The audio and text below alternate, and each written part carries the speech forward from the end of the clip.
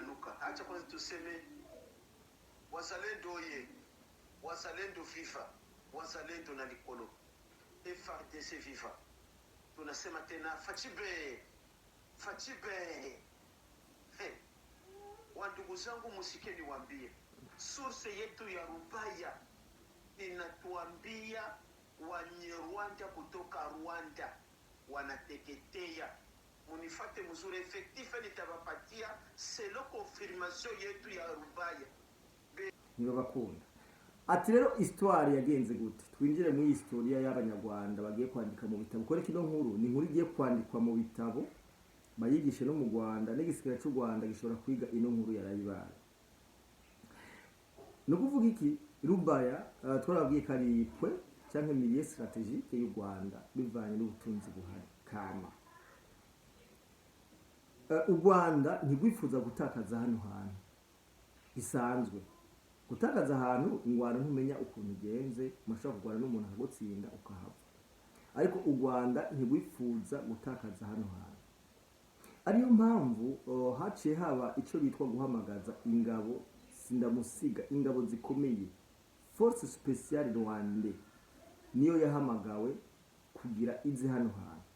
Harimo n'abatekinisiye doge nkuko umuntu yabivuze, harimo abajijwe gupilota amadrone, hakaba harimo n'abazungu babakoranya babacancuro batandatu.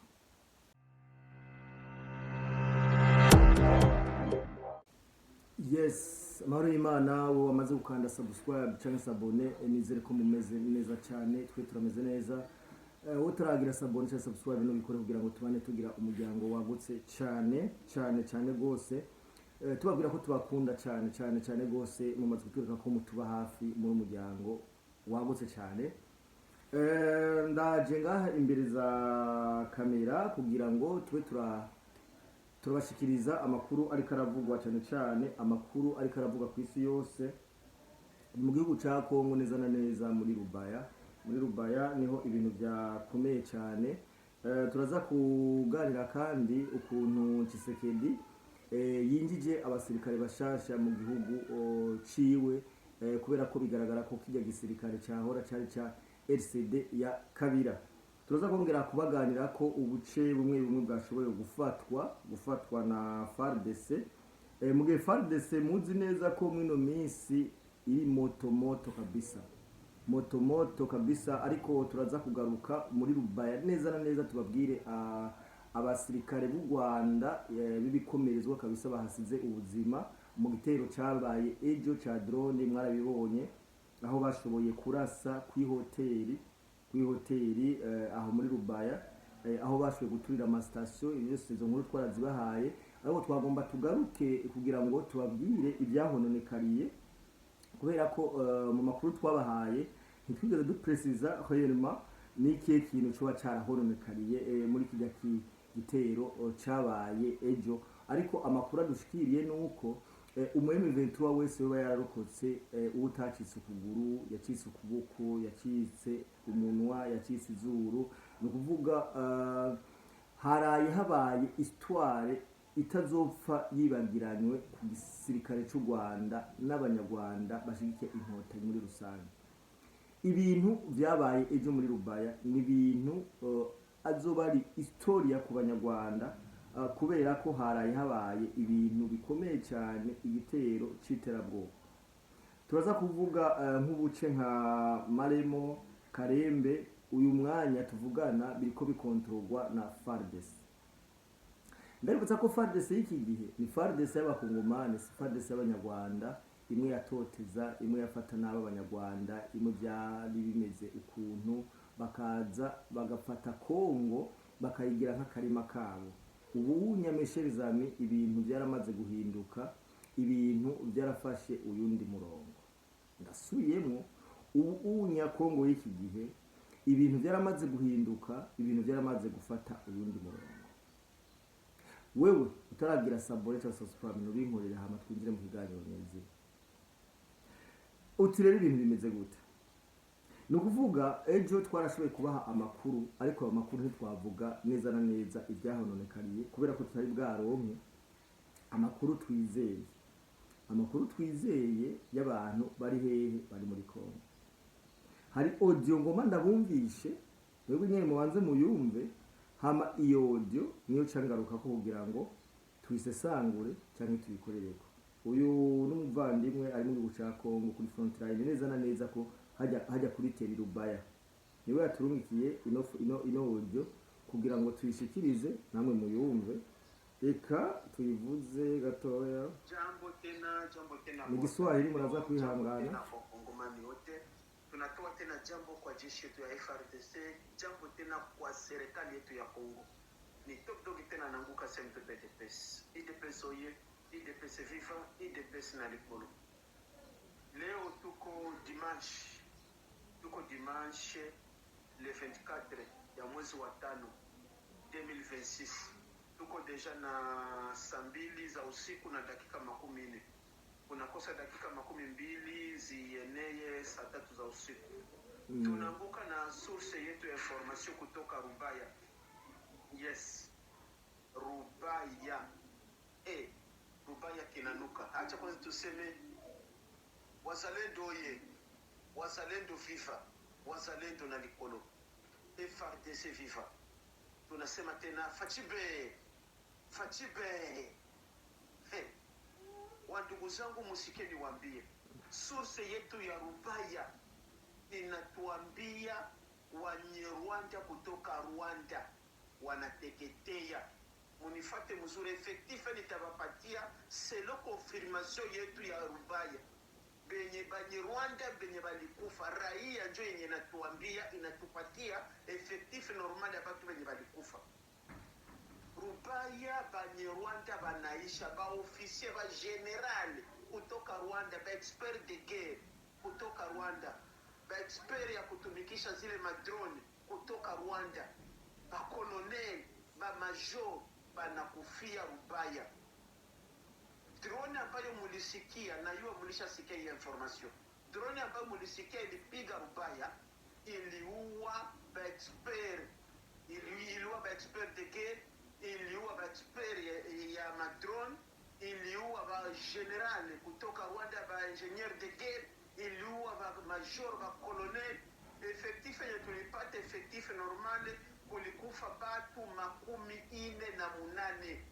Les officiers mulikufa Banyarwanda, ba officier, ba expert de guerre, ba ingénieur de guerre, expert de drone 48 njo balikufa. Benye balikuwa mwa ile nyumba mulikufa na bazungu basita. Hatu ya yua wale wazungu ni wa nationalite gani.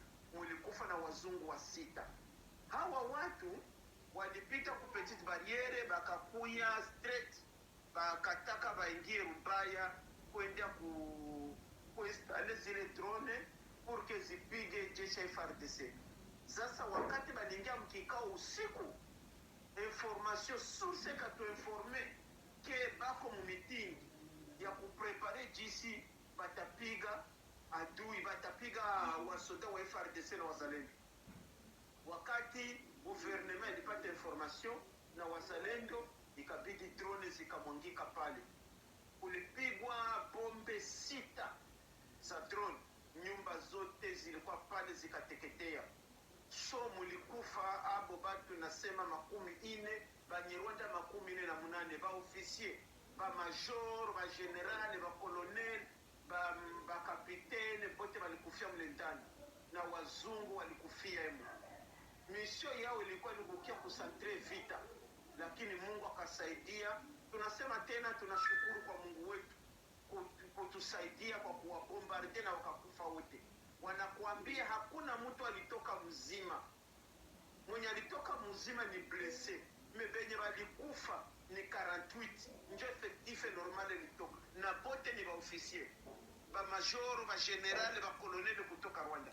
IDPS viva. Ya, reka nibaza ko abantu benshi ino audio mwayumvise kubera ko yagira cyo mu magroup atandukanye. Ko twashoboye natwe kuyipartager. Ni ukuvuga u Rwanda ahantu ruko ruriyendera, ndababwire nuko udashobora gufata igihugu abene gihugu bico gihugu batagushigikiye. Nico kibazo u Rwanda uyu mwanya ariko ruragira, bitandukanye no kuri Joseph Kabila. Joseph Kabila yari umunyarwanda, ivyo birazwi. Joseph Kabila niwe yabaha imitwe y'ukuntu bashobora gutera Kongo, kandi mubuke ko Joseph Kabila yatwaye imyaka 18. Biragoye rero kuri Tshisekedi kumva ko umunyagihugu agushigikiye. Ego M23 hari ubuce yagira afata harimo abenegihugu b'abakongomani, ariko je bijya sinda bito gufatwa, je ndafite gushimutwa, kunyuruzwa. Namba umunyagihugu yanyuruzwe n'umuntu yitwaje ibigwanisho, mwico gihe umunyagihugu aremera kumuyoboka, mugabo atamuyobotse ibice 100%, baragenzanya. No kuvuga hari ikintu kiko kiraba muri Kongo, yaho umukongomani wese yabaye maneko. Guys, bano bantu babakunda, bano bantu nubwo mwafashe ubuce bumwe bumwe mukatwereka ko muza yiterambere ikiniki, abakongomani ntibabakunda. Ati rero histoire yagenze gute? Twinjire mu historia y'abanyarwanda bagiye kwandika mu bitabo. Kore kino nkuru ni inkuru igiye kwandikwa mu bitabo, bayigishe no mu Rwanda, n'igisikira cy'u Rwanda gishobora kwiga ino nkuru yarayibaye. No kuvuga iki? Rubaya twarabwiye karipwe cyangwa milieu strategique y'u Rwanda bivanye n'ubutunzi buhari kama. U Rwanda ntigwifuza gutakaza hano hantu bisanzwe. Gutakaza ahantu ingwano ntumenya ukuntu ugenze, mashaka kugwana n'umuntu akagutsinda ukahava. Ariko u Rwanda ntigwifuza gutakaza hano hantu.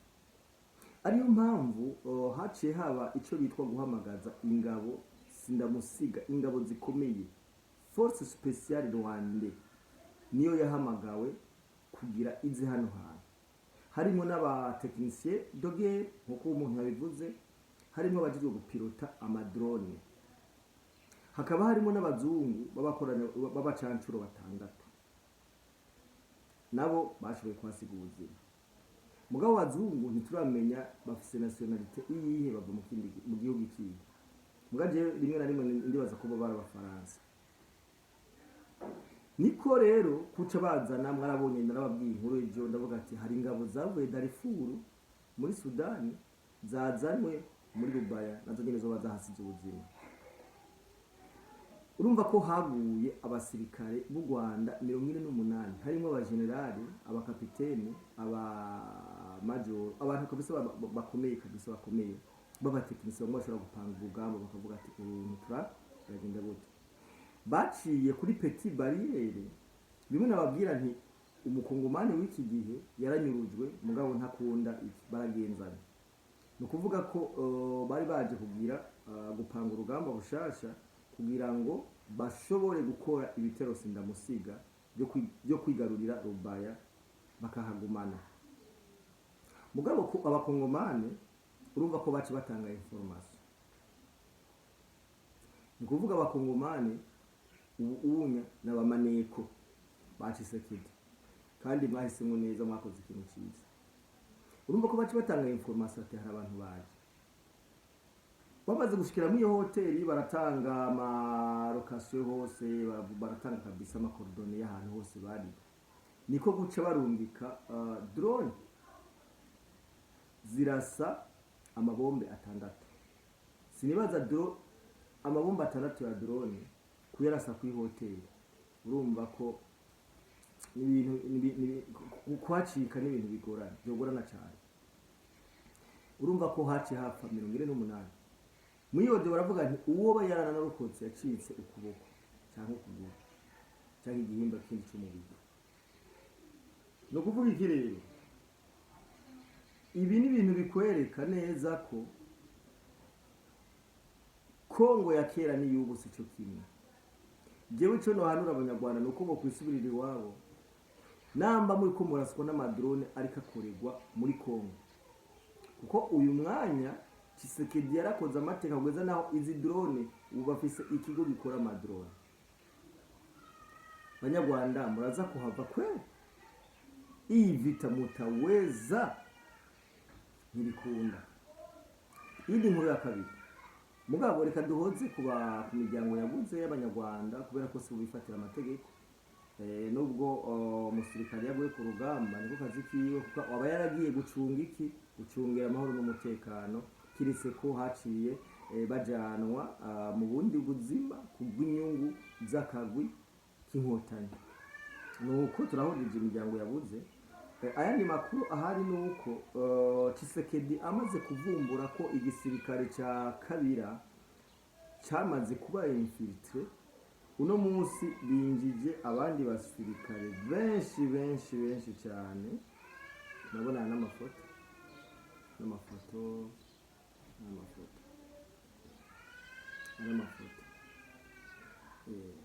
ni ukuvuga Tshisekedi yaramaze gutahura ko igisirikare ciwe ca kera cyarimo abanyarwanda gusa, cyari igisirikare cy'abanyarwanda gusa. Ubu ariko yubaka igisirikare ciwe cy'abakongomani buzuye. Ahandi ndakubwire nti Kongo y'ubu itandukanye na Kongo ya kera, na Kongo ya kera.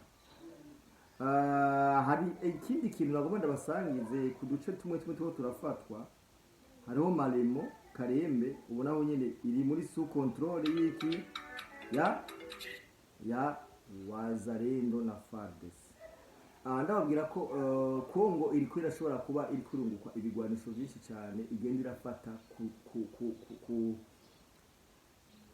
bitero bariko baragaba ku basirikare b'u Rwanda, bariko baragenda batakaza kabisa inkoho nyinshi ibigwanisho byinshi bitandukanye gose. Nibaza ko intambara Tshisekedi yayirangije, kandi nibaza ko abakongomani atawundi mu president muzopfa murose na Tshisekedi, kubera ko Tshisekedi abakwiye kakasuzuguro k'imyaka irenga 30 mwakorewe n'abanyarwanda. Uyu niwe mu president mwari mukeneye, abakuye ko abanyarwanda, kuko ngiye kugeza isaha ni ukwemeza neza ko abanyarwanda ibyabo byamaze kurangira, byamaze kurangira byaheze.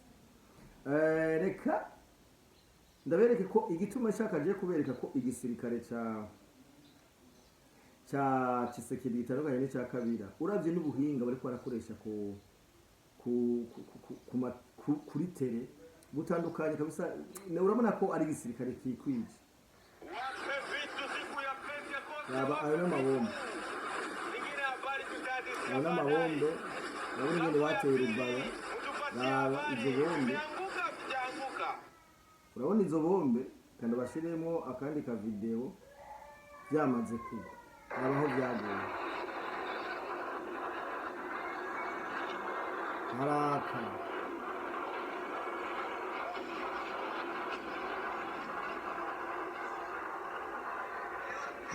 Sinibaza ko Kagame ino ntambara bivamo ari muzima.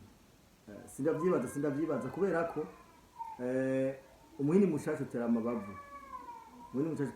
Kandi nabigutse ko Tshisekedi yagawe cyane no Perezida Paul Kagame, amubwira ko yadanaje amapriza atacyogira, atowe ko umuperezida atabikwiriye. Ariko amateka Tshisekedi ariko arubaka ateye n'ubwoba.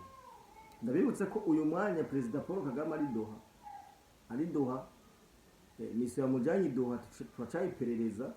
Mugabo ndazi ico yagiye hariya camujanye hari Doha, ni gusaba agahenge k'imigwano kugira ngo yagiye kwa avansa ko Tshisekedi atari karubahiriza amasezerano bakoreye Doha yo guhagarika ingwano. Cecirofe ndazi nta bindi.